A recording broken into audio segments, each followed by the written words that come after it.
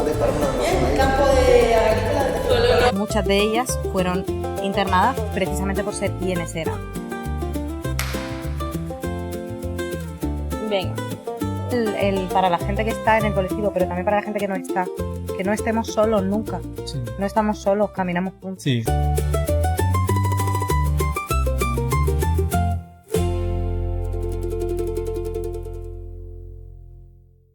Buenos días, estamos en Gilorio Cultural, un podcast donde sabemos de todo y a la vez de nada, por eso nos gusta rodearnos de gente que sí sabe. Hoy trataremos un tema un poco delicado, que es el caso del campo agrícola de Tefía. Por ello, en nuestra sección que viene a continuación, queremos saber qué conoce la gente sobre este. Buenas tardes, soy Yanira de Gilorio Cultural y estamos una vez más en la avenida de Canarias para conocer esta vez cuánto sabe la gente sobre los campos de trabajo forzoso durante el franquismo. Acompáñanos. Buenas tardes, ¿me contestarías unas preguntas? Si ganas 2, te llevas un premio. Es sobre cultura de aquí, de la isla. Hola, buenos días. ¿Les importaría contestarnos unas preguntitas? Nos contestan unas preguntitas sobre patrimonio de la isla. 3 preguntas súper sencillas y si aciertan 2 se llevan un premio. Vale. ¿Nos contestarían unas preguntitas para un podcast? Depende de qué pregunta. Son súper sencillas de aquí, de la cultura de aquí, patrimonio de la isla. Son 3. Hola, buenas. ¿Nos contestarían unas preguntitas sobre patrimonio y cultura de la isla? ¿Les molestaría contestar unas preguntitas sobre patrimonio de la isla? No sé si sabría contestar mucho, pero... Ok, pues mi nombre es Yanira, ¿y el tuyo? Lice. ¡Ay, qué bonito! Sheila. ¡Ay, qué bonita! Shakira. ¡Ay, qué guapo! Y el estilo también, qué guapa, chica. Bueno, de comienzo, ¿te parece? ¿En Canarias ha existido algún campo de trabajo forzoso? A, no. B, lo intentaron pero no se logró. O C, sí existieron durante la dictadura de Franco. ¿D? También la de... Yo digo, para llevarte la contraria nada más. Pues... ¿Tienen que decir una? ¿Y la tuya? Venga, la de... ¿La ves? Sí. No, sí existieron durante la dictadura de Franco. Si ganan 2 se llevan un premio, ¿eh? Ojo. Sí, es la C. ¿Correcta? Sí. No tengo idea, pero quizá la sea, no sé. La C, si existen campos de trabajo forzoso durante la dictadura de Franco aquí y en España. Trabajo forzoso yo creo que sí. Sí, creo que sí existieron. Vale, es correcta. La segunda es, ¿a qué personas se llevaban al campo de trabajo forzoso? A, las personas acusadas por la ley de vagos y maleantes. B, las personas perseguidas por ser parte del colectivo. O C, ladrones y personas sin hogar. ¿La B? Yo creo que la C. Sí, la C. ¿Ladrones y personas sin hogar? No. Son aquellas que, bueno, es que estas también están dentro de las personas acusadas por la ley de vagos y maleantes. Que dentro de ellos estaban gente del colectivo, ladrones, personas sin hogar. Exacto. Yo creo que es la A. Yo creo que es la B. Nada, dila tú. Yo confío en ti. ¿La C? No, es la A. Creo que la B sí. No, las personas acusadas por la ley de vagos y maleantes. Ya, serían las 3, literal. ¿Y? Pero diría que la A. Es la A, pero estás correcta porque sí que son las 3 en conjunto, porque la ley de vagos y maleantes era todo aquel que fuera considerado un peligro para la sociedad. B. ¿A las personas perseguidas por parte del colectivo? Pues no, porque esta pregunta es un poquillo trampa, ya que todo se engloba en la ley de vagos y maleantes. Y la última es, ¿cuántos campos de trabajo forzoso existieron en Canarias? A, 2, B, 4 o C, 6. Yo creo que fue la B. 4.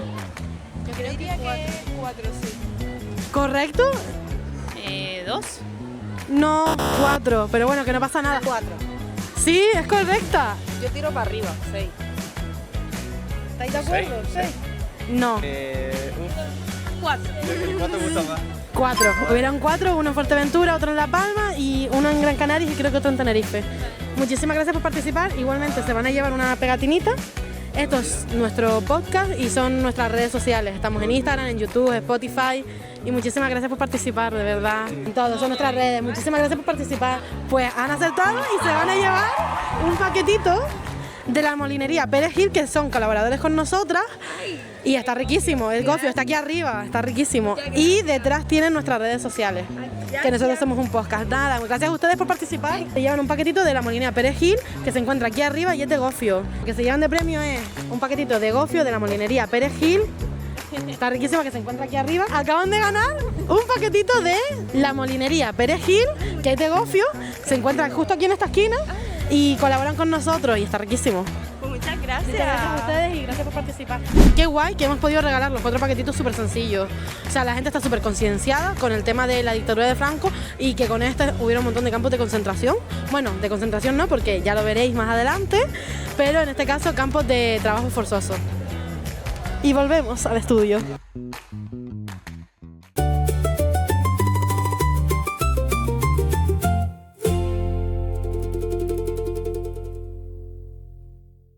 Tras el golpe de Estado del 36, como saben, se inicia en España una cruenta guerra que se va a cobrar la vida de miles de personas.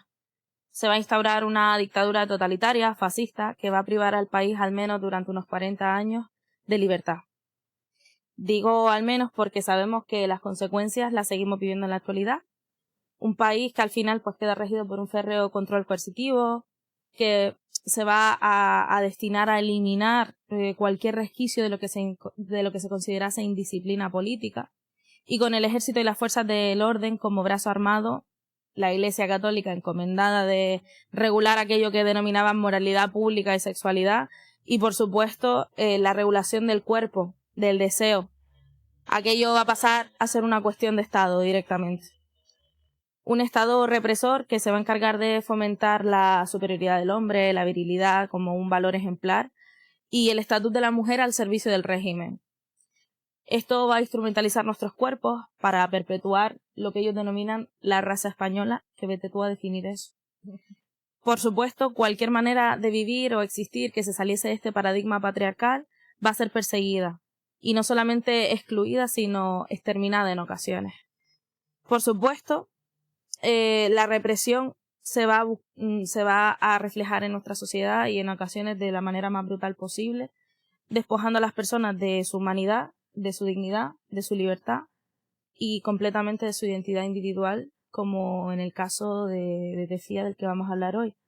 El diario de la Falange, el medio de comunicación oficial del régimen franquista, publicaba el 11 de junio del 37 el siguiente titular: Arriba España, crearemos campos de concentración para vagos y maleantes políticos, para masones y para los enemigos de la patria, el pan y la justicia.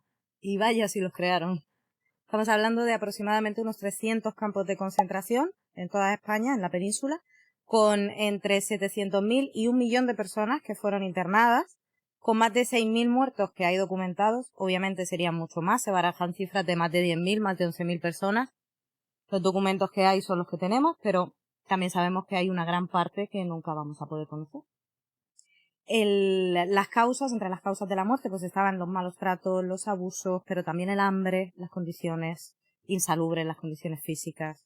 Todo se juntaba en un caldo de cultivo estupendo para aquellas personas. Estas personas que sobrevivieron quedaron muchas veces con secuelas físicas, pero sobre todo las secuelas mentales son las más importantes, porque al final son síntomas de estrés postraumático, de momentos de tu vida que han sido muy dolorosos, que intentas olvidar, que intentas dejar de lado y que no quieres volver a recordar, sobre todo. Sí. Y hay gente que puede conseguirlo, puede crear una vida después, y hay gente que no es algo tan fácil. No todas esas personas eran del colectivo LGTBIQ+, pero muchas de ellas fueron internadas precisamente por ser quienes eran, por amar a quienes amaban o por ser las personas que eran, que simplemente pues no cuadraba mucho con lo que el régimen te decía que tenías que ser, como ha dicho mi compañera antes, vamos, que tampoco es ninguna novedad. Estamos hablando de personas a las que se categorizaba como disidentes en cuanto al sexo o al género, disidentes sexuales o disidentes de género, es decir, que no entraban dentro de la heteronormatividad del género o sexual que se identificaba en la E. No se atienen a esa normativa tradicional que nos marca tanto el régimen franquista como sobre todo y en gran parte la Iglesia. No binarismo de género, etc.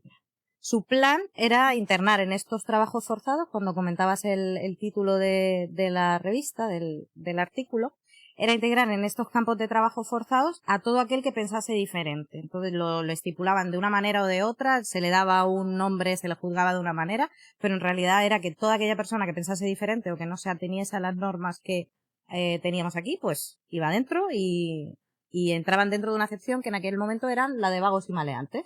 Pero bueno, esta acepción de vagos y maleantes viene desde una ley creada en 1933 la ley de vagos y maleantes. Esta ley fue aprobada durante el bienio radical-cedista de la Segunda República y fue una de las pocas leyes que el franquismo conservó, porque la mayoría fueron derogadas. En este caso se dirigía a mayores de 18 años que tuvieran algún tipo de delito tipificado, como podía ser que fueran ladrones, que fueran proxenetas, que estuvieran incitando a jugar al juego, a las apuestas, etcétera, que vendieran alcohol a menores de 18 años, pero también otro que no se considera delito, como podía ser, por ejemplo, la mendicidad. La mendicidad en este momento se toma como una potencial causa por la que terminar en un campo que en esta ley se contempla, pero que en la realidad no existían en ese momento. Pero ya existía. Esta ley se conservó durante el franquismo. De hecho, en el Código Penal de 1944 ya se estipula que las personas homosexuales pasan a ser cualquier tipo de homosexualidad que trascienda el ámbito privado pasa a ser escándalo público. Y posteriormente se modificará esta ley en el 54 para que estas personas homosexuales, todo esto que ellos engloban en términos de Ese cajón de esa. exactamente, entran dentro de los vagos y maleantes, con lo que estamos equiparando a una persona homosexual que quiere a una persona de su mismo sexo o a una persona trans, la estamos equiparando con un proxeneta, ¿vale? Ahí Para que nos estamos hagamos moviendo. una idea. Sí. Estos campos de internamiento, colonias, como en el caso de Tefía, colonia agrícola, campos de trabajo forzado, tenían centros penitenciarios, había como muchas maneras de nombrar lo que al final era más o menos lo mismo, ¿no? Llevabas presos que decidían de lo que tú decías o de lo que tú estipulabas a ponerlos a trabajar en unas condiciones pésimas para tenerlos controlados. Estos campos se empezaron a crear muy pronto, a tan solo 24 horas del golpe de Estado ya tenemos el primer campo de concentración, creado en Celuán, al sur de Melilla, el día 20 de julio del año 1936. Lo tengo aquí, para que no se me olvide, en el Protectorado de Marruecos. En este caso, pues bueno, tenemos estos elementos peligrosos, ¿no? Que suponen pues una gran parte de la población. Peligrosos sociales, claro, que se les peligrosos llamaba. socialmente porque son peligrosos para lo que tú estás estipulando, que es la norma, ¿no? Si al final, pues es lo que decíamos antes, ¿no? No se pueden reunir más de 3 personas porque eso ya es un peligro, pues claro, todo lo que tú no puedas controlar es peligroso. Para un régimen autoritarista, aquello era, claro, tú no puedes controlar la sexualidad de una persona y si no entra esa sexualidad dentro de los regímenes que te marca la Santa Iglesia Católica, pues es un problema. Porque nos estamos yendo de la familia tradicional que queremos y que esta España quiere.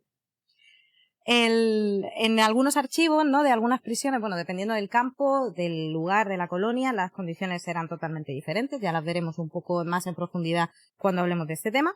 Pero hay algunos documentos en algunos archivos, pues, que nos hablan de personas que son internadas en estos campos, como por ejemplo en el campo de Zaragoza, donde tú podías salir si tenías pues, buen comportamiento, cumplías tu condena, podías salir de prisión, pero muchas veces los propios funcionarios de la prisión decían, no, es que sí, es verdad que se está portando bien, es cierto que está cumpliendo con lo que tiene que hacer, es cierto que se ha cumplido su condena, pero es que sigue siendo homosexual.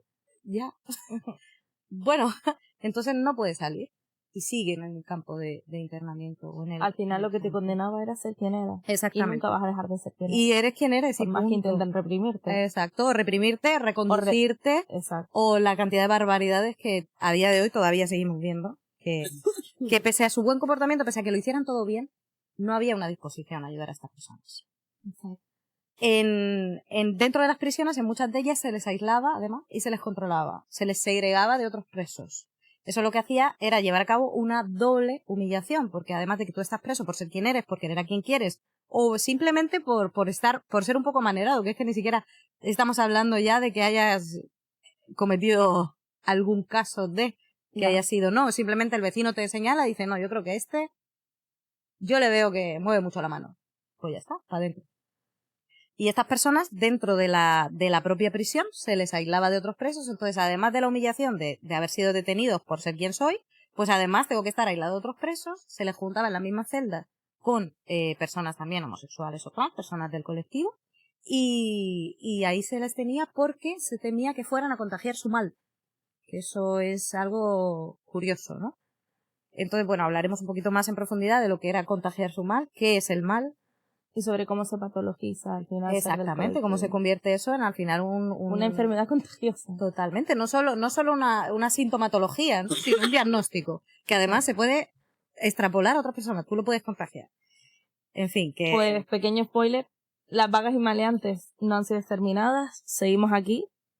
Afortunadamente todo esto, pues a pesar de las terribles consecuencias, significa que hoy tenemos la oportunidad de conocer testimonios de quienes vivieron en sus carnes las barbaridades de las que les estamos hablando, ese lado más cruento de la dictadura, y poder contar sus historias, honrarlas, dignificarlas, es en gran parte gracias a investigadores, personas que se han movido por rescatar esos testimonios a pesar de la dureza, a pesar de todos los obstáculos institucionales también que han existido históricamente para borrar esa memoria.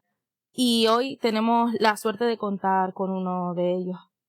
Sí, precisamente para que esta historia no se vuelva a repetir, porque estamos cansados de vernos. Es que quien no conoce la historia está condenado a repetirla. Bueno, es que hay veces que los que la conocen también nos condenan un poco a repetirla. Entonces, aunque a veces sintamos que vamos en camino de repetir algunos patrones muy peligrosos, pues bueno.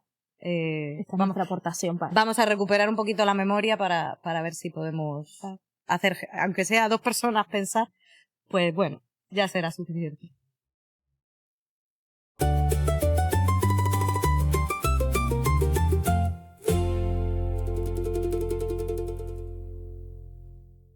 Bueno, pues les recordamos que estamos en este maravilloso espacio que nos cede la familia Pérez Gil, en este molino ancestral, que también es un espacio emblemático del municipio, de aquí de vecindario. Y nuestra segunda casa. Y nuestra segunda casa, prácticamente. Ya Olga lo dijo en palabras de ella, nos podemos sentir como nuestra casa. En este caso, tenemos a una persona muy especial, como les decíamos. ¿Quién va a ser nuestro invitado, Rocío? Sí, hoy tenemos con nosotras a Víctor Ramírez. Víctor Ramírez nos va a hablar de uno de esos llamados campos en la colonia penitenciaria agrícola de Tefía, que está en Fuerteventura, por si no lo sitúan. Está más o menos a la altura de Puerto del Rosario, pero un poquito más hacia el interior. Es un lugar actualmente de memoria democrática, es el primer lugar de Canarias en ser declarado memoria democrática. Víctor, muchísimas gracias por acompañarnos hoy, por estar hoy aquí con nosotras. Gracias a ustedes por invitarme. Ya hace unas semanas estamos en contacto y ya tenía Hilorio de estar aquí. Qué guay. Un placer. Muchas gracias. Oye, Víctor, cuéntanos un poquito, ¿qué es Tefía? ¿En qué año se inaugura? ¿Qué es lo que entendemos nosotros por Colonia Agrícola de Tefía?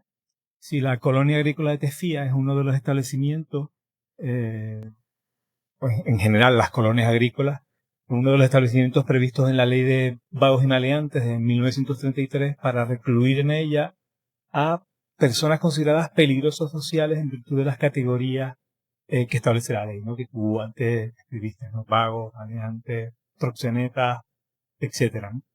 En el año 53-54 se decide crear una colonia en Canarias y se ubica específicamente en Fuerteventura, cerca de lo que es el poblado de Tefía. Por eso se llama la Colonia Agrícola Penitenciaria de Tefía. En unas instalaciones que antiguamente habían sido un aeropuerto a principios de esa década.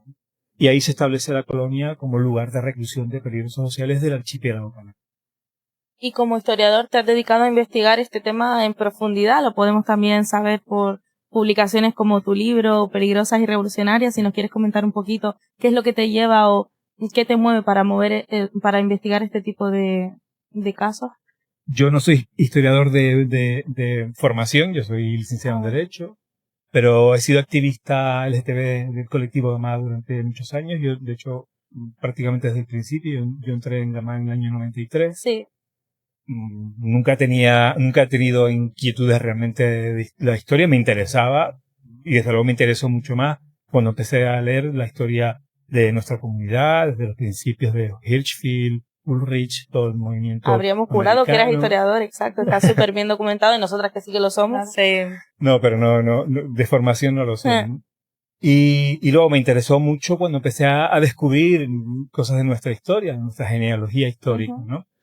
Y de alguna forma dentro del colectivo me convertí en el especialista entre comillas, porque di alguna charla, quería que eso se supiera también en general.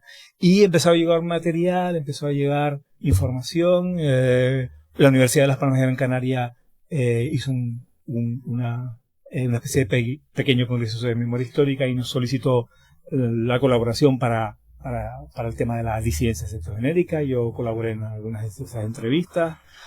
Me entró el gusanillo, empecé a leer y a estudiar y a investigar más, y entonces ya decidí que lo que estaba escuchando, leyendo e investigando necesitaba ser expuesto, y fue cuando decidí ponerme a escribir, un atrevimiento que en principio nunca se me había ocurrido, pero bueno, poco a poco he ido cogiendo práctica en todo este proceso de investigación y he ido trabajando y publicando muchas cosas aparte del libro.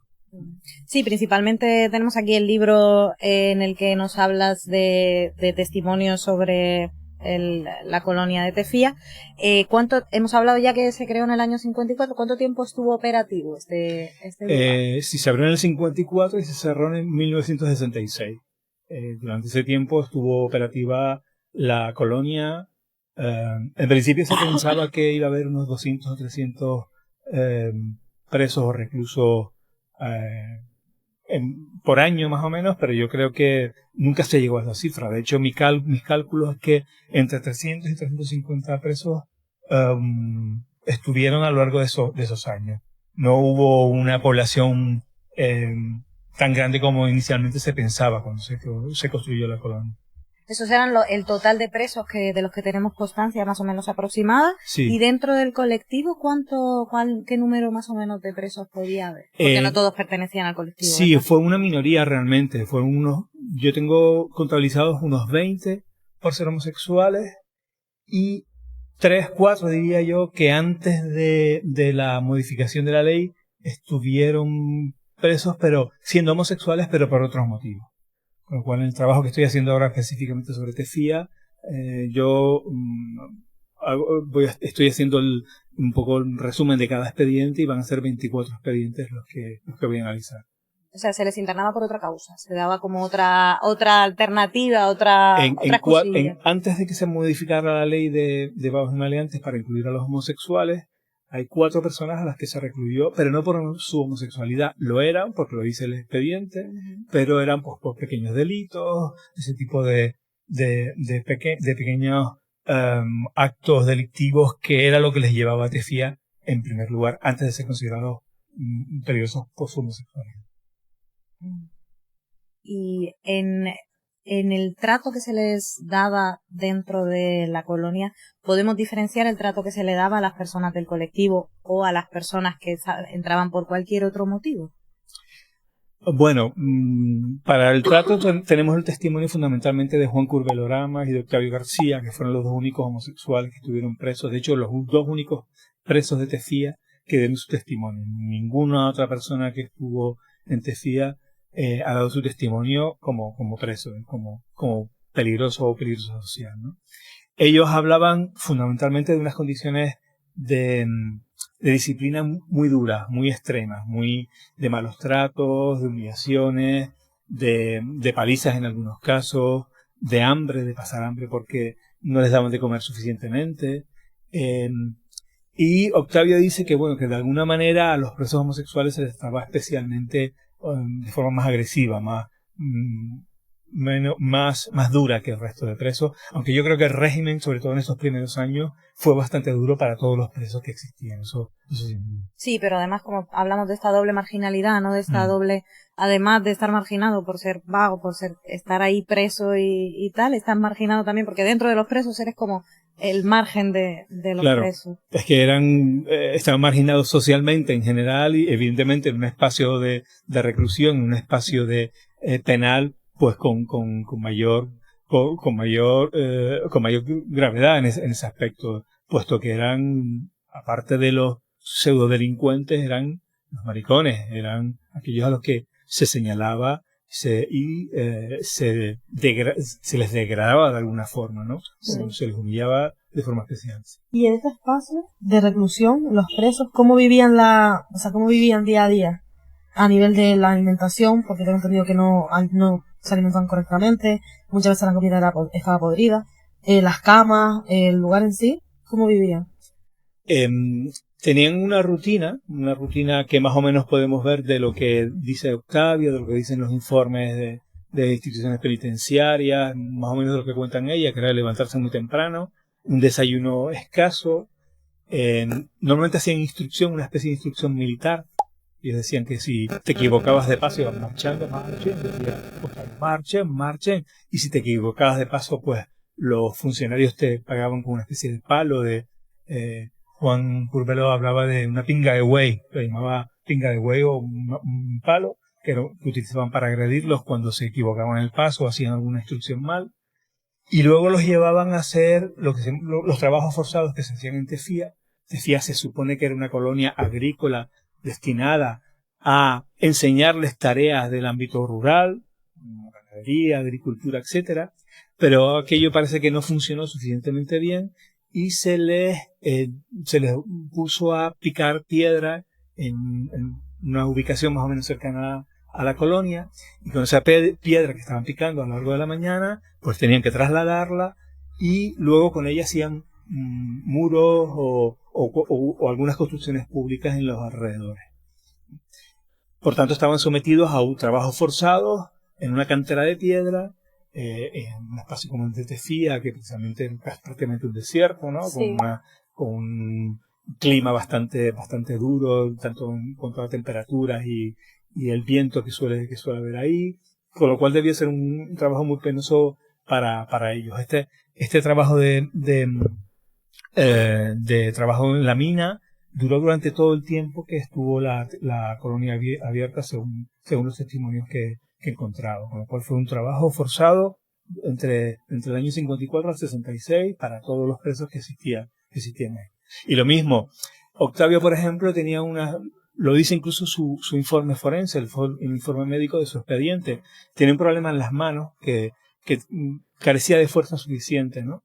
Y sin embargo se les obligó igualmente a trabajar en la cantera, recogiendo piedras, trasladándolas y montando muros, montando gavias, ¿no? Y siempre decía que tenía mucho miedo de que se le cayera por su condición, porque si se te cae una piedra o si es algo mal, pues la agresión era instantánea, ¿no? O algún tipo de sanción. Por ejemplo, hacer imaginarias o doblarte el número de imaginarias. Las imaginarias eran las guardias que hacían los presos en su dormitorio a lo largo de la noche, ¿no?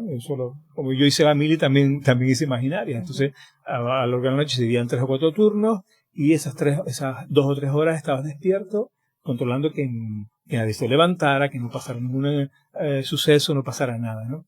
Y una de las sanciones que te ponían era, pues te doblaban o te triplicaban la imaginaria, con lo cual prácticamente no podías descansar durante la noche y al día siguiente el ritmo de trabajo iba a ser. Es decir, que había distintos mecanismos de represores, como eran físicos, como eran psíquicos, como eran la falta de sueño y en sí mismo el hambre que pasaron durante, sobre todo los primeros años, porque quizás lo iremos aclarando, que como el régimen fue cambiando a lo largo del tiempo. El hambre y la sed también, ¿no? Porque a mí, bueno, uno de los testimonios que leí que más me impactaron fue Perfecto García, creo que lo refiere, que él lo vio en primera persona como uno de los presos que tenía tanta sed que rogó por poder acercarse al mar, que lo tenía a pocos kilómetros, a beber agua. Y cuando llegó y la ola estaba llegando para beber agua, lo fusilaron por detrás, pero él había dicho como que prefería morir de un tiro a morir de sed. Ya. Cosas tan... Yo ese episodio lo pongo un poco en cuarentena, en tanto en cuanto yo no tengo muy claro qué pasaba en Tefía. La playa no estaba tan cerca, bueno, sí estaba relativamente cerca, pero tampoco, y no los veo yendo a la playa. Realmente ellos tenían agua en la colonia. En la colonia no había ni agua corriente ni electricidad durante todo el tiempo, eso sí es cierto. Iban a buscar agua a un pozo que llevaba una especie de garrafas enormes colgando. Los presos cogían el agua y la trasladaban al aljibe que había construido ahí, y esa era el agua que consumían. También es cierto que eso era lo normal en Tefía para toda la población, es decir, en Tefía no llovía y no había corriente en ninguna de las viviendas, con lo cual también los vecinos tenían que ir a buscar agua para suministrar a sus casas. Pero una cosa es, cuando tú eso lo haces dentro de tu cotidianeidad, dentro de lo que haces habitualmente, como vas a comprar, y otra cosa es cuando eso lo haces vigilado por funcionarios que en el caso de que se te cayera el agua te agredían, o te ponían alguna sanción. Es decir, la sensación que tenían ellos a la hora de realizar esos trabajos era de miedo, precisamente porque podían ser sancionados, podían ser ponerse algún tipo de pena por no hacer esos trabajos adecuadamente. Sí, ahí estaba el problema, ¿no? La presión psíquica de tener a alguien vigilándote constantemente, que todo lo que hicieras lo tenías que hacer exactamente como ellos indicaban. Esperando no dar ningún paso al falso porque te caían. Exactamente, ahí estaba el tema de la atención que ellos tenían constantemente, sobre todo lo que contaban Juan y Octavio. Claro, que además eso sumado al hambre, al sueño, al trabajo, en la tensión permanente, eso tenía que dejar, las secuelas mentales tuvieron que ser brutales. Una experiencia súper traumática, que además estamos seguras de que posiblemente contar con tan pocos testimonios pues vendrá de ahí en parte, ¿no? De que pues para una persona que haya pasado por eso, revivirlo, abrir esa herida, que seguramente pues siga palpable en muchos de ellos, será algo súper duro. Y nos contabas que a la hora de recopilar esos testimonios, pues la falta de esas fuentes a veces dificultaba el proceso de investigación, ¿verdad? Claro, los únicos testimonios que existen, ya como decía al principio, de presos son los de Octavio y de Juan. Y lo que sí existen son testimonios de vecinos y vecinas de Tefía que tuvieron algún tipo de relación con la colonia. Algunos que yo he entrevistado, que he podido entrevistar, otros que salen en algún documental que he emitido en la televisión canaria hace un par de décadas, o 10, 15 años aproximadamente. Y bueno, nos dan también pinceladas desde el exterior, de alguna forma. Pero es cierto que ningún otro preso, aparte de Juan y Octavio, quiso o ha querido dar su testimonio. Octavio decía que él tenía amigos que también habían estado ahí con él, o posteriormente, pero que no querían dar su testimonio, que no querían hablar, que para ellos era muy doloroso. Todavía estaba la vergüenza ahí de haber estado en ese lugar, el miedo, la vergüenza, el miedo, el no querer revivir esa experiencia. Exacto. Pues también todo eso contaba para que mucha gente no quisiera. Es que para algunas personas a lo mejor es muy sanador, pero a otras no quieren enfrentarse a todo eso y también están en todo su derecho. Exactamente, sí. También están en todo Hemos su derecho. perdido evidentemente testimonios importantes, pero al mismo tiempo cada uno tiene derecho a poder contar o no su experiencia. Y contar la parte que quiera y todo, claro que sí. Mencionabas antes un informe de forense. Sí. Estas personas llegaban aquí porque eran acusadas de algún tipo de delito tipificado, como hemos dicho, pues en la ley de antes o de después de la modificación, lo que fuera. ¿Cómo era el proceso desde que se acusaba a una persona hasta que se determinaba que tenía que ir a prisión y llegaba a la prisión? Para empezar, no eran delitos, eran categorías de peligrosidad social, porque los delitos están regulados en el Código Penal, mientras que la ley de vagos y maleantes establece no delitos, sino esas categorías de peligrosidad social que decíamos antes: vagos, maleantes, homosexuales en el año 54 con la reforma de la ley, etc., ¿no? ¿Cómo se llegaba a ser, en el caso de las disidencias sexogenéricas, cómo se llegaba a ser detenido y condenado en Tefía o cualquiera de las otras cárceles de las islas, porque también fueron a otras prisiones, ¿no? Fundamentalmente, hay que tener en cuenta que estamos hablando de un régimen dictatorial en el que el control social era muy riguroso y muy estricto, ¿no? En Las Palmas de Gran Canaria todo el mundo se conocía en aquella época. Estamos hablando de los años 50, una sociedad mucho más pequeña, en el que había mucho conocimiento un poco de unos y otros. Mi madre, que tiene 85 años, que no lo escuche, decía, conoce a las familias, y conocía a las familias de que vivían en Vegueta, las que vivían en el puerto. De alguna forma había bastante control. La policía tenía mucho control también.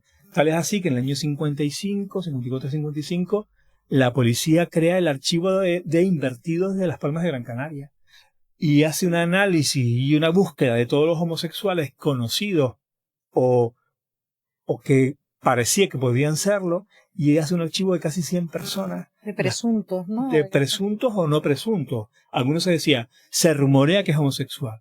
Otros se decía, es homosexual.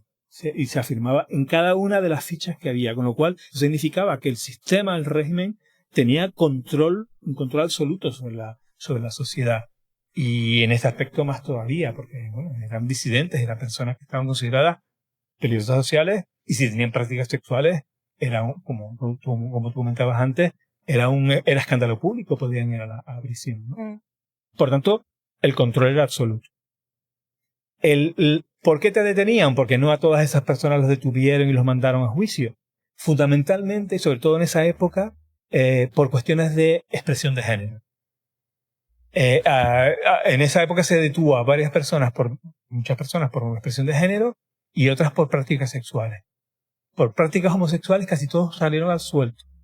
Los que eran por expresión de género, es decir, un hombre que gesticulaba como una mujer, que era manerado, que se vestía de forma inapropiada, que se maquillaba, que incluso algunos se carminaba los labios, como decía algunos de los expedientes, o incluso trabajaba en tareas propias de mujer. Muchos de ellos, como estaban muy marginalizados, acababan en casas de prostitución, trabajando de limpieza.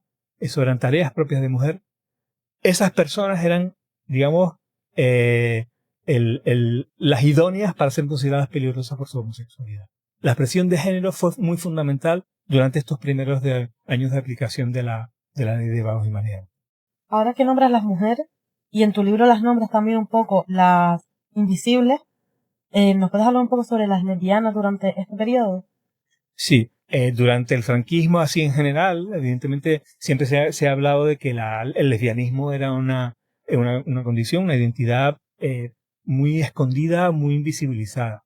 Claro, a los hombres homosexuales hay varias cuestiones. Primero, los hombres homosexuales ocupaban el espacio público, ocupaban la calle, se significaban de alguna manera, porque además los hombres podían ocupar la calle. Las mujeres estaban mucho más recluidas, más limitadas al espacio del hogar, más controladas por sus padres, sus madres y por los sistemas, ¿no?, de control social.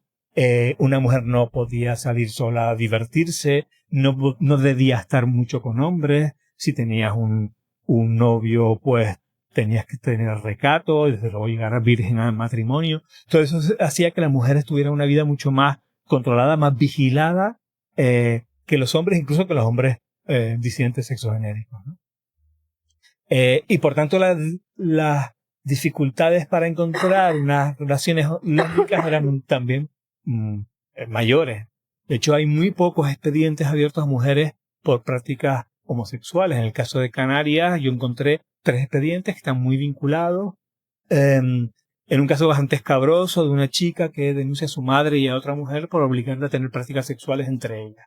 Una cosa bastante escabrosa. Pero no hay ningún otro expediente por lesbianismo, y hay muy pocos a lo largo de los expedientes, de los archivos que se han ido investigando también en la península, ¿no?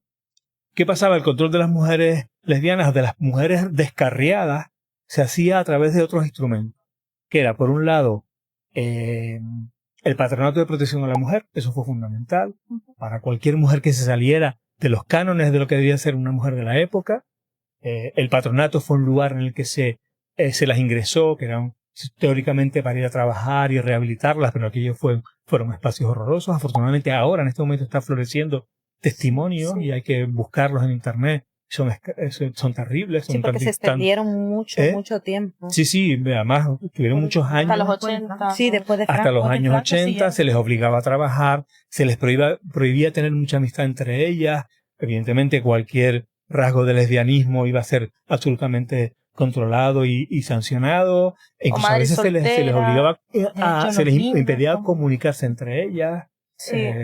Por el mero hecho de quedarte embarazada, o incluso como consecuencia de un incesto, acababa en esos sitios y te quitaban a los niños. Es decir, la situación de la mujer fue terrible, pero más oculta porque es difícil investigarlo. Los expedientes de los patronatos no existen. De hecho, hubo creo que fue una inundación en uno de los archivos en los que había miles de expedientes, y esos se perdieron. Entonces ahora son los testimonios los que están dando esa oportunidad para poder conocer lo que pasó ahí. Pero bueno, está invisibilizada, pero afortunadamente ahora poco a poco van saliendo esos testimonios del patronato fundamentalmente. Otras mujeres lesbianas acabaron en un manicomio, y esas sí sometidas en algunos casos documentados a electroshock para curarles su lesbianismo. O sea que es menos conocida, pero tan terrible como el de las personas disidentes sexogenéricas masculinas. Sí, ¿no? Y que no se conozca algo no significa que no exista. Exactamente, Eso es algo que decimos siempre, que lo que nosotros podemos conocer, los historiadores, los investigadores, llega hasta cierto punto, porque al final los documentos se pierden, no se malogran, no se pueden leer o no se pueden acceder, pero al final pasaban cosas. Sí, sí, pasan cosas. Que no estén documentadas es otra cosa. Y también una cuestión un poco de, o al menos mi percepción, de misoginia o de esta ideología patriarcal a la hora de estudiar los casos de mujeres lesbianas a las que no se las consideraba pues casos tan preocupantes por esa cuestión, ¿no? de la diferencia de género, y también dentro del colectivo, lo que nos comentabas antes de pues si uno era más amanerado que el otro, más afeminado, esta cuestión de denigrar siempre un poco a la mujer hasta para meterla en prisión Sí, por ser quien era. Sí, a la mujer y a lo femenino, a todo lo que se Exacto. consideraba femenino, trabajos, actitudes, comportamientos, etcétera, e iba a ser denigrado, estaba controlado, además muy controlado, y desde luego iba a ser considerado inferior a la virilidad que el régimen consideraba como un elemento fundamental, ¿no? de lo público y privado. Pues volviendo un poquito al tema de cómo llegaban a prisión, ¿no? Llegaban a prisión, Sí. tenían una serie de informes, ¿no? El juez era el que dictaminaba finalmente, tú vas, tú no vas. Sí. También había un componente de clase, ¿no? Sí, había sí. un poquito de, dependiendo de a qué clase social o a qué familia pertenezcas, a lo mejor vas o a lo mejor te salvas. Sí, sí. ¿Y qué había. informes contribuían a este tipo Sí. de...? Una vez que se detenía a una persona por este motivo, normalmente el juez dictaba prisión preventiva durante el procedimiento judicial y se pedía una serie de informes. Ahí se pedía informes a la policía, informes a la Guardia Civil, informes al ayuntamiento, el informe forense, que también era importante porque el forense, es decir, el médico iba a determinar si eras homosexual o no, qué categoría de homosexualidad, si eras muy afeminado o no, cuál era tu estructura corporal, el vello donde lo tenías ubicado, cómo hablabas, cómo te expresabas, todo eso lo indicaba el informe forense. Y además te hacía un análisis, incluso, lo voy a comentar, el tema del ano, ¿no?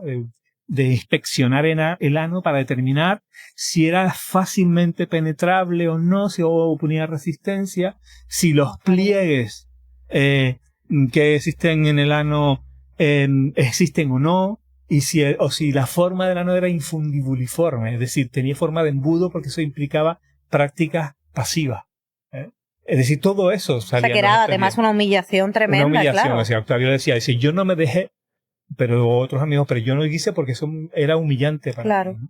Entonces, pero eso costaba, sobre todo en los primeros, en la aplicación de la ley de bajos y maleantes, muy habitualmente, toda esa inspección física y también psicológica del sujeto, ¿no? Luego, con todos esos informes, el juez y el informe del fiscal, el juez decidía si eras un peligro social o no. También es cierto que había bastante arbitrariedad, es decir, tú de repente puedes encontrarte con dos expedientes casi muy similares por los motivos por los que se detienen, los informes, etcétera, y de repente encontrabas que uno era considerado peligro social y el otro no. Y no hay ninguna explicación en la sentencia ni en ningún lado. Totalmente subjetivo. Porque es subjetivo. Además, no solamente los expedientes canarios, otros investigadores, por ejemplo, en Barcelona, como Jeffrey Ward, que también investigó los de Barcelona, se encuentran con esa misma situación. De repente te encuentras expedientes iguales y no sabemos por qué uno es considerado peligroso y otro no. No hay ningún motivo claro en la ley. Lo que sí es cierto, en la ley no, en la sentencia, lo que sí es cierto es que la represión fue fundamentalmente clasista.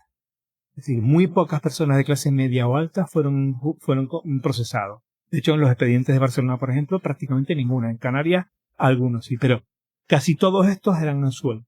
Y luego, como fueran de clase social un poquito alta, media alta, eran absueltos. Tenían más mecanismos de defensa también. Pero yo creo que también había está clarísimo que había mucho clasismo. Sí. Iban a prisión o iban a las colonias agrícolas, eran considerados peligrosos sociales, aquellos de clases marginales, de clases obreras, o incluso que estaban en el ámbito más del lumpen proletariado, que se buscaban la vida porque no tenían otra manera a través de pequeños robos, etcétera. Sí. Perdón. Sí, no, dime. No, que también tenemos ejemplos de, o en los testimonios se recoge, jueces que se dejaban comprar directamente, sí, que podía sobornar. Algunos de los testimonios hablan de que si tú dabas alguna prebenda, algún al final es una cuestión de clase joya también, o tal, claro. El juez decidía, te podía absolver. Eso lo comentan en algunos de los testimonios. ¿Sí? En tu libro ahora que dijiste esto de que se buscaban la vida un poco, hablas también de las calles donde se realizaba la prostitución, y dentro de estas calles, bueno, pues tenemos rituales, rutas. También quiero hacer un poco hincapié a los testimonios de las personas que, según el libro, utilizaban en ese momento el término travesti. Esto de ademanes y demás, ¿qué pasaba con las mujeres trans del momento? Porque claro, al tener esos ademanes y además al considerarse, supongo yo que también acababan en tejida. Sí, claro. Hay una cuestión primero. El concepto de mujer trans no existía en la época. Si no podemos hablar de mujeres trans en sentido riguroso. Podemos suponer que esas personas podían ser mujeres trans en un momento determinado. Bueno, no suponemos, lo sabemos, porque a unas cuantas las he entrevistado. Estuvieron en esa época presa por homosexualidad. O sea, las personas trans o esas personas, esos hombres, entre comillas, que se travestían, que se pintaban, que ya en los años 70 se ponían tetas, vamos a decirlo como ellas decían, ¿no? Se consideraba un caso extremo de homosexualidad. O sea, ni siquiera se les consideraba evidentemente como mujeres. Y se les trataba como tales. Yo en muchos expedientes veo la descripción que hacen los informes, especialmente el forense, intuyo que ahí había una mujer trans, ¿no? Por su comportamiento, por su forma de vestir, porque rompían los códigos de forma absoluta. Y un hombre homosexual puede hacerlo hasta cierto punto, pero esa pulsión vital de vestirte de mujer en un momento en el que eso te iba a llevar a la cárcel, yo lo veo en mujeres trans. Y de hecho, ya te digo, algunos de ellos sé que se consideran actualmente como mujeres trans, pero en aquel momento ese concepto no existía. Pero evidentemente la transexualidad o el concepto de personas trans o disidentes de género ha existido siempre y en todas las culturas y en toda la historia, y evidentemente también en esa época. Por tanto, tenemos que considerarlas desde esa perspectiva. No utilizar anacronismos, pero también de alguna forma tenerlas en cuenta, porque realmente yo creo que podemos considerarlas como tales. Eran llevadas a las mismas prisiones que los hombres y con los mismos castigos. Es decir, ahí no había ninguna diferencia. ¿Y cuáles eran las condenas, más o menos, aproximadamente? ¿Diferían del caso o eran unas condenas más o menos estipuladas? La condena estaba establecida en la propia ley. Y se establecía un máximo de 3 años de internamiento. Normalmente en las sentencias de Canarias era entre 1 y 3 años. Casi todas eran entre 1 y 3 años. No está establecido un tiempo específico, sino la sentencia condena a ser recluido en un centro adecuado a las de su especie entre 1 y 3 años. ¿De qué dependía la duración? Fundamentalmente, lo comentaban antes, de su comportamiento dentro de la colonia, dentro de la prisión. Quincenalmente, la prisión o el centro, en el caso de Tefía, remitía al juzgado un informe de comportamiento. Y decía si acataba las normas, si tenía buen trato con los funcionarios, si asistía regularmente y atendía a las clases, porque se les daba clases, si cumplía las órdenes adecuadamente. Entonces podía ser la categoría buena, regular, mala o lo peor, no me acuerdo que utilizaban, pero bueno, había como 4 categorías de comportamiento, ¿no? Y en virtud de esos informes periódicos, el juez decidía.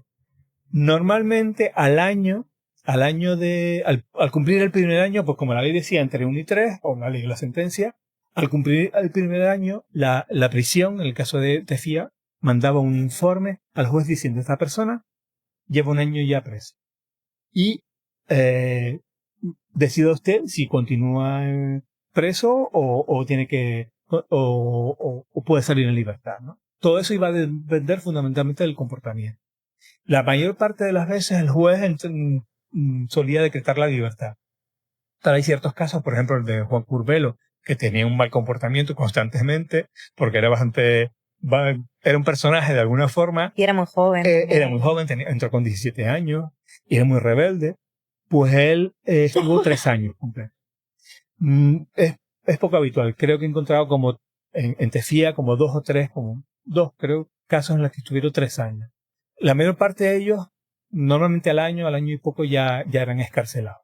Y cuando salían, se les devolvía, bueno, porque no todos eran de Fuerteventura, claro, otros serían de otras islas. Sí. Se les devolvía a su casa, ¿y qué era a lo que esas personas podían aspirar cuando llegaban otra vez a su casa? Es que la condena no terminaba con el encarcelamiento, con su reclusión. Había otras medidas de seguridad, se llamaban medidas de seguridad. Una era la reclusión, teóricamente para rehabilitarlos de su condición, en este caso de homosexuales, que evidentemente no había ningún tipo de rehabilitación, porque no había mecanismo, ni siquiera instrumento, ni se intentaba, por así decirlo. El único instrumento Y aunque era, se intentara, tampoco se puede rehabilitar. evidentemente, el único instrumento de rehabilitación era el trabajo duro y la dura disciplina. Eso no cura, entre comillas, no cura nada, vamos a decirlo así. Pero la siguiente medida de seguridad era la prohibición de residir. Si se les prohibía residir normalmente en el municipio de su residencia habitual.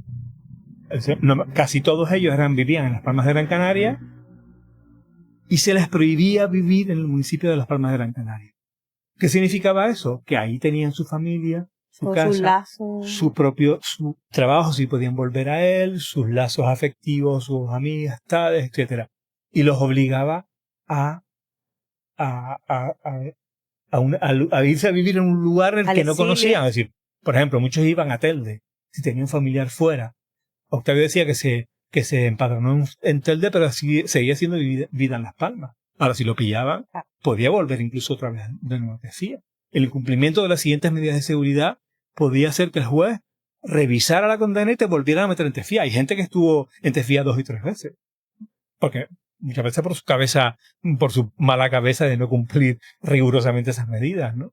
Porque además además de no residir, tenían que ir periódicamente al juzgado a declarar su domicilio y cómo era su estado de vida. Sí, como si fuera una condicional, ¿no? Exactamente. Y además estaban sometidos a la vigilancia de delegados, es decir, que eran unos funcionarios los que ellos tenían que acudir a dar cuenta de si trabajaban, dónde vivían, en qué trabajaban y tenían una vida aceptable, una vida de acuerdo con las normas, los rigores. De tal manera que desde que eran detenidos hasta que de alguna forma quedaban en libertad y fuera del control de las instituciones pasaron como 6 años. Todo ese tiempo tenían que estar rigurosamente controlados, tanto en reclusión como fuera. O sea que no acaba la humillación ni el maltrato, no acaba con el tiempo. Algo que constantemente pues se le seguía patologizando incluso, porque hablábamos de que se entendía la homosexualidad como una patología. Sí. Y por lo tanto he visto o he leído que en algunos testimonios se habla incluso de terapias, ya saliéndonos un poco de este lado coercitivo de la rehabilitación, los trabajos forzados y tal, sino directamente terapias como el electroshock o terapias hormonales para reconducir las condiciones de estas personas. ¿Pasaba también esto en Tefía o es algo que en Tefía no está documentado? No, en Tefía. Y en general, en las prisiones en general, no hay indicios de que se dieran electroshocks ni siquiera terapias aversivas, que son dos terapias distintas. Los electroshocks se daban en todo caso en los psiquiátricos, y ya digo que los casos que se han encontrado son a mujeres lesbianas. Es posible que hubieran otros casos a hombres homosexuales, no lo sabemos, no hay mucha constancia de ello. Y el tema de terapias aversivas, que son estas terapias en las que te ponen descargas eléctricas suaves, dolorosas pero suaves, cuando te ponen imágenes eróticas de hombres y de mujeres, cuando aparece una de un hombre te dan una pequeña descarga, cuando aparecen mujeres no te dan descarga ninguna, con lo cual teóricamente eso te hacía asimilar el erotismo hacia los hombres como un elemento negativo, físicamente doloroso, y teóricamente te quitaba la homosexualidad. Sí, como el condicionamiento de Pavlov. Exactamente, igual, ¿no? Hay alguna película en la que se ven esos mecanismos, ¿no? Que no funcionan realmente, no son eficaces en absoluto. Pero eso se da fundamentalmente, sobre todo, en psicólogos o psiquiatras privados. Hay muchos homosexuales que sometieron esa terapia voluntariamente, claro, porque pensaban que tenían una enfermedad y que había que quitarla. A otros los llevaron su familia. pero evidentemente eso no funcionó en ningún caso. Claro, es que cuando te dicen que estás enfermo, que te puedes curar, y tú quieres encajar en una Sí. sociedad que no te está permitiendo encajar, yo me imagino que haces cualquier cosa. Exactamente. Y esta enfermedad que en algunos puntos se dice que es contagiosa, este Sí. mal contagioso, Claro, ahí. que De hecho en la ley de bajos y maleantes se decía que los homosexuales debían ser recluidos con absoluta separación de los demás presos, ¿no? En el caso, por ejemplo, de la prisión de La Palma, los testimonios que tengo, es que las metían, digo los y las porque habían mujeres trans también, Sí, lo sé sí, porque, sí, porque lo son ahora, en una celda a todos los homosexuales, considerados peligrosos como tal. Y en esa celda estaban 23 horas, mientras que el resto de presos podían estar en el patio, en las salas, etcétera. Pero ellas las tenían encerradas para separarlas de los demás. Y solamente podían salir al patio cuando los machos, como decían ellas, cuando a los machos los llevaban a descansar cuando ya no después de comer, ellas podían salir un rato. Pero el resto del tiempo vivían, comían, se bañaban en la misma celda, con lo cual una especie de doble reclusión, o triple. La mandaban de Gran Canaria, en muchos casos de Tenerife, a La Palma. En una situación, en un momento determinado en el que los viajes no eran tan fáciles y las familias eran muy pobres. Y algunas no ni siquiera podían viajar a verla. En La Palma, además, los recluían en una celda, aparte de los demás, con lo cual era esa doble, triple reclusión que sufrían en esos casos. Esa idea del contagio efectivamente existía, de que los homosexuales tenían la capacidad, esa capacidad de hacer proselitismo con los heterosexuales, de tal manera que los convertían en homosexuales, o les fomentaban las prácticas homosexuales, ¿no? Por eso había que separarlos, porque y ahí sí diferenciaban entre los homosexuales, digamos, genéticos, por así decirlo, de los homosexuales viciosos, que eran los que eran heterosexuales, pero se habían convertido, entre comillas, a la homosexualidad por las malas influencias. Que en muchos casos no eran más que chicos jóvenes heterosexuales que se prostituían porque era un medio de vida que tenían en épocas en las que era muy difícil tener un trabajo, donde había hambre, donde se pasaba mal, ¿no? Hablando de esto, de ser perseguido, y quitándonos un poco de lo que es el campo en sí, fuera, antes de ser encarcelado, cómo los persiguen en las calles, cómo los buscaban, cómo el carnet, cómo los tenían fichados. ¿Nos puedes hablar un poco de este tema? Porque hay algún que otro testimonio que habla de esto. Sí, el control, ya lo decía antes, ¿no? El control en las calles era habitual. Algunos de los presos, Juana María y, por ejemplo, contaba que había dos policías que parecía que como eran los encargados de perseguirla. Se llamaban Paco el Guapo y Paco el Cura. Y ellas se movían en la ciudad en virtud de dónde estaba la policía, ¿no? Si estaba la policía por la zona de Lugo, que era donde ellas solían estar, sí, ellas iban a Vegueta, y si no, se iban más hacia el puerto, si se van reubicando, porque la policía los perseguía. Y ellos iban en grupo, porque hacían amistades entre ellas, evidentemente, entre ellos, porque, comentábamos antes, los heterosexuales no hacían pandilla con los homosexuales, y mucho menos si además eran homosexuales visibles. Evidentemente creaban comunidad, una comunidad de amistad, una comunidad de ayuda mutua, de complicidad. Redes de apoyo. Eran redes de apoyo, efectivamente, ¿no? Y si las veían 3 o 4 juntas en una acera, pues la policía iba por ellas, las detenían, las identificaban, en muchas ocasiones las metían, se las llevaban a comisaría. Hay ocasiones en las que ellos denunciaban que había agresiones, incluso agresiones sexuales, tanto en el camino hacia la comisaría como en la propia comisaría. Y además hay que tener en cuenta que en muchas ocasiones esa expresión de género disidente era escándalo público. No tanto penal desde el punto de vista penal, sino desde el punto de vista administrativo. O sea, los gobernadores civiles tenían la potestad de controlar la moralidad, y comportarse como un maricón en las calles era vulnerar la norma. Y eso implicaba la posibilidad de ser detenidos y ser sancionados con una multa, que podía ser de 500, que iba aumentando con los años, 500, 1000 pesetas, 1500, que muchas veces eran varias mensualidades de su salario, ¿no? Y si no las pagaban, a lo que te obligaban era estar 15 días en prisión. Estabas 15 días en comisaría. Te llamaban las quinceneras, que aquellas que no podían pagar la multa pasaban esos 15 días. Y algunos decían, bueno, mi madre hacía lo posible por buscar el dinero, pagar la multa para que yo no estuviera en prisión. y pagando multas, o 15 días y 15 días.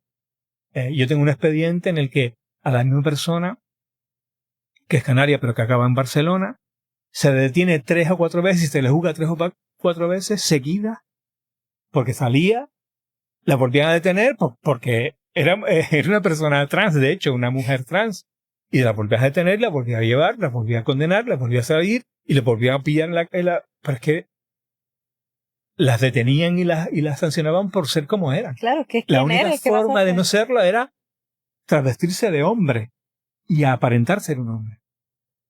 O aparentar un ser heterosexual. Y muchas de ellas eso no lo querían hacer. Víctor, para ir cerrando. Sí, yo quería hacerte una última pregunta Sí. para cerrar. Has sido activista, investigador, bueno, tu currículum es muy largo, lo podemos ver en internet, pero ¿cómo ha sido ese camino?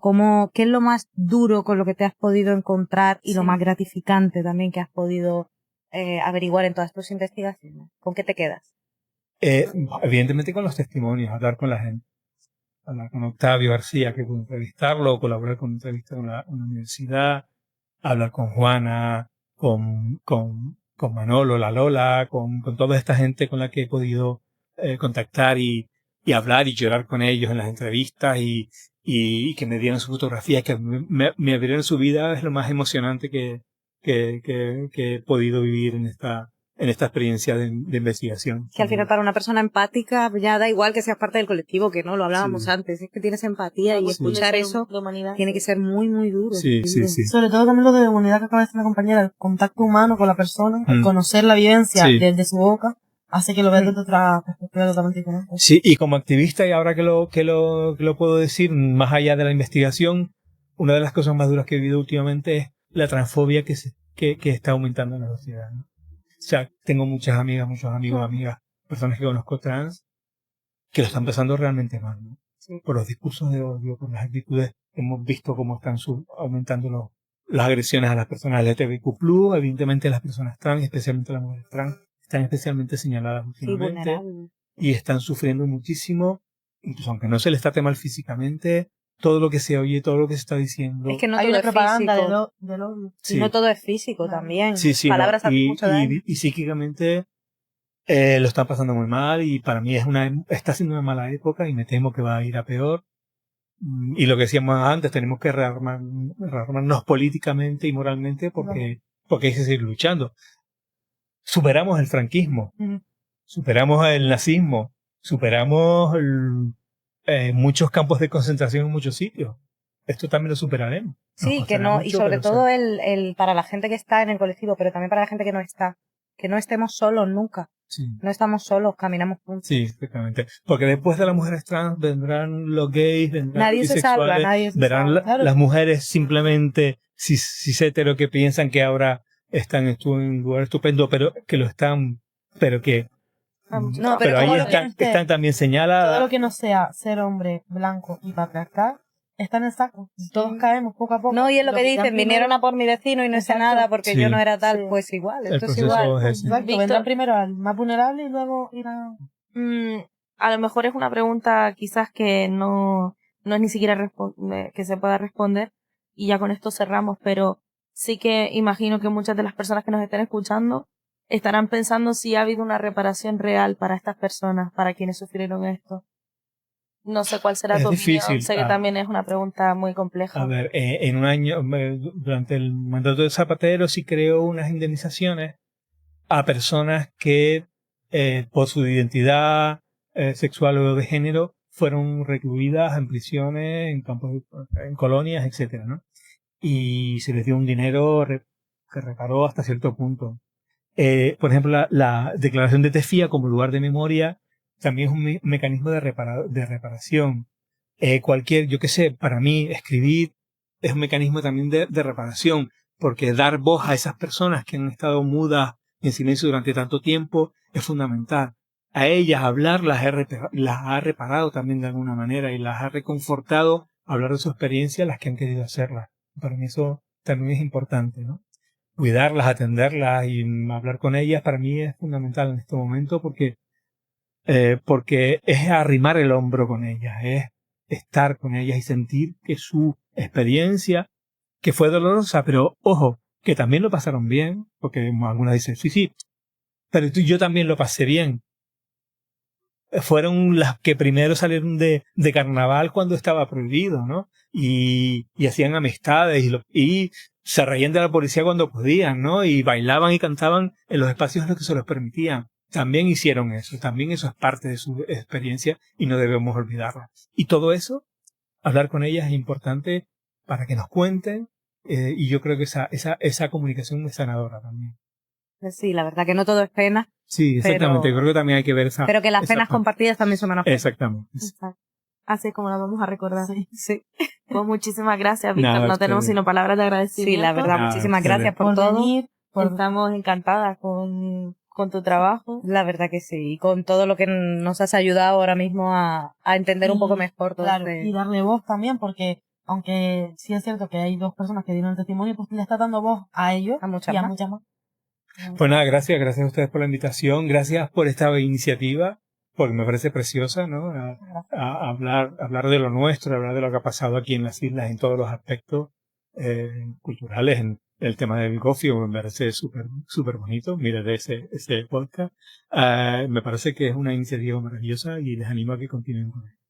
Gracias. Pues muchísimas gracias. Y gracias también, evidentemente, a la familia Perejil que nos cede el espacio, al equipo de este canal aquí y de Radio Tagoror que nos han ayudado a realizar de manera profesional este proyecto. Al Al Punto J, que como saben nos financia a través del ayuntamiento y demás.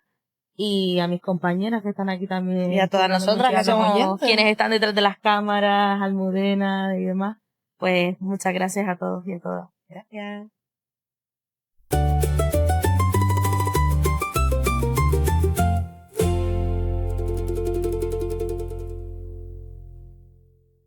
Bueno, y aparte de la recomendación bibliográfica que les hacemos siempre, hoy queremos recomendar este libro, que es de nuestro invitado, Víctor Ramírez, Peligrosas y revolucionarias. Nos habla un poco de las disidencias sexuales. Se divide en 3 partes. La primera parte trata el momento del franquismo y de la transición, la segunda parte del postfranquismo y la tercera parte reúne una serie de testimonios en primera persona de diferentes personas que apoyan las 2 primeras partes.